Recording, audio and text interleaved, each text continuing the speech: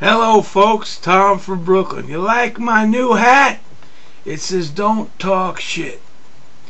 Well, we don't normally like to talk shit if we can get away with it, but don't listen to shit either. Now, speaking along the lines of total bullshit, we've got a plane crash in Austin, Texas at 10 a.m. We do have a crash. That's not nonsense or bullshit, but we're watching the story develop. And, what did they actually have? They have a single-engine plane that crashed into what was first reported to be was the FBI building. Then they changed the story and said it was the IRS building. And they do have an address and everything that is legitimate.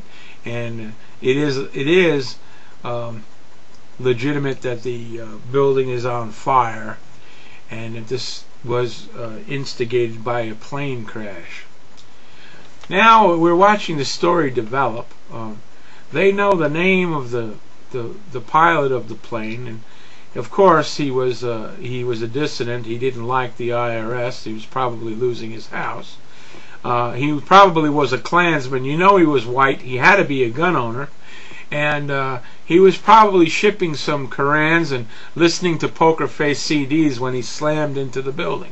But listen to me very carefully. How can they know all of these things if nobody got the N number on the plane?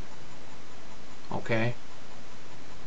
That's all I want to know. Show me the N number. Does anybody have a film of the plane smashing into the building? We live in a surveillance society. Some of these surveillance cameras must have caught wind of whatever images of that plane slamming into the building. And why aren't they? Why isn't there unburned Korans laying all over the place? This is their attempt to burn the Muslims again. They can have unburned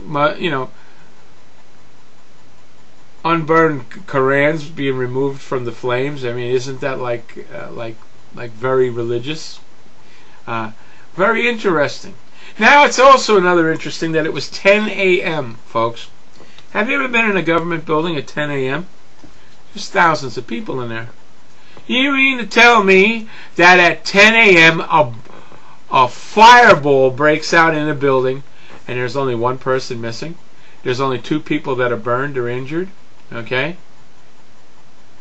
Of course, the guy in the plane, if there was a guy in the plane, he died.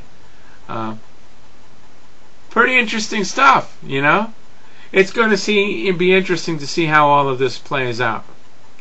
Well, don't buy the hype, folks. It's interesting with all the interesting stuff that's going on in that Austin area that this thing would happen.